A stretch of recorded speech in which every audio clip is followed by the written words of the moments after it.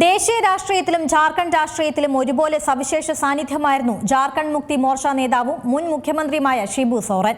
ആദിവാസികളുടെ ഉന്നമനത്തിനായി ജീവിതം ഉഴിഞ്ഞുവെച്ച നേതാവ്. പ്രാഥമിക വിദ്യാഭ്യാസത്തിന് ശേഷം രാഷ്ട്രീയ രംഗത്തേക്ക് ഇറങ്ങിയ അദ്ദേഹം 18ാമത്തെ വയസ്സിലാണ് സന്താൽ നവയുഗ് സംഘ് എന്ന പ്രസ്ഥാനം രൂപീകരിച്ചത്. അന്ന് ബീഹാറിന്റെ ഭാഗമായിരുന്ന രാംഗഡ് ജില്ലയിൽ 1944ലാണ് ഷിബു സോറൻ ജനിച്ചത്. ദുരിതം നിറഞ്ഞതായിരുന്നു ഷിബു സോറന്റെ ബാല്യകാലം. അദ്ദേഹത്തിന് 15 വയസ്സുള്ളപ്പോൾ പിതാവിനെ പണമിടപാടുകാർ വനത്തിനുള്ളിൽ വെച്ച് കൊലപ്പെടുത്തി. 1957 നവംബർ 27-നാണ് ആ സംഭവം. കൗമാരക്കാരനായിരുന്ന അദ്ദേഹത്തിന്റെ മനസ്സിന് താങ്ങാനാവാത്ത ദുരന്തമായിരുന്നു അത്. ഇടതുപക്ഷ ട്രേഡ് യൂണിയൻ നേതാവ് AK റോയുമായും ചേർന്ന് 1972-ലാണ് ജാർഖണ്ഡ് മുക്തി മോർച്ച രൂപീകരിക്കുന്നത്. ബീഹാറിനെ വിഭജിച്ച് പുതിയ സംസ്ഥാനം വേണമെന്നതായിരുന്നു സോറന്റെയും പാർട്ടിയുടെയും പ്രധാന ആവശ്യം. പ്രത്യേക സംസ്ഥാനം വേണമെന്ന പതിറ്റാണ്ടുകൾ നീണ്ട പോരാട്ടത്തിന് ഒടുവിൽ ഫലം കണ്ടു.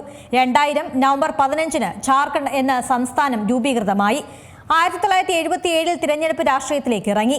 ആ വർഷത്തെ ലോക്സഭാ തിരഞ്ഞെടുപ്പിൽ ധുംക മണ്ഡലത്തിൽ നിന്ന് മത്സരിച്ചെങ്കിലും ഷിബു സോറൻ പരാജയപ്പെട്ടു.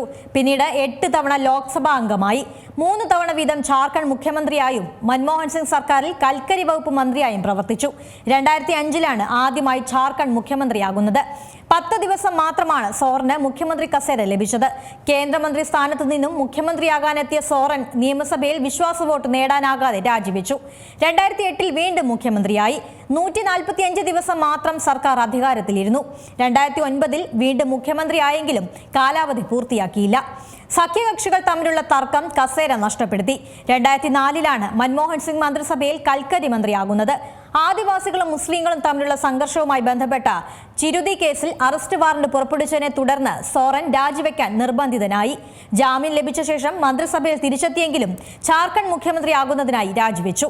1 വർഷത്തിനുള്ളിൽ മുൻ സെക്രട്ടറി ശശനാഥ് ഝായുടെ കൊലപാതക കേസിൽ ശിക്ഷിക്കപ്പെട്ടതോടെ വീണ്ടും രാജി. ജാർഖണ്ഡിൽ BJPയുടെ സഖ്യകക്ഷിയായിരുന്നിട്ടും UPA സർക്കാർ കൊണ്ടുവന്ന പ്രമേയത്തെ JMM പിന്തുണച്ചതിനാൽ BJP മുഖ്യമന്ത്രിക്ക് നൽകിയ പിന്തുണ പിൻവലിച്ചതോടെ സർക്കാർ താഴെ വീണു. 4 പതിറ്റാണ്ട് നീണ്ട രാഷ്ട്രീയ ജീവിതം. 2 തവണ രാജ്യസഭാ MP ആയി. നിലവിൽ ജാർഖണ്ഡിൽ നിന്നുള്ള രാജ്യസഭാ അംഗമായിരുന്നു അദ്ദേഹം. ദേശത്തിന്റെ നേതാവ് എന്ന നിലയിൽ ദിഷോം ഗുരു എന്നും ഗുരുജി എന്നുമാണ് അറിയപ്പെട്ടത്. ദിഷോം എന്ന വാക്കിനർത്ഥം രാജ്യം അല്ലെങ്കിൽ ലോകം എന്നാണ്. ഏറ്റവും പുതിയ വാർത്തകളും വിശേഷങ്ങളും വിരൽ തുമ്പിലറിയാൻ Zee മലയാളം ന്യൂസ് എല്ലാ ഡിജിറ്റൽ പ്ലാറ്റ്ഫോമുകളിലും ലഭ്യം.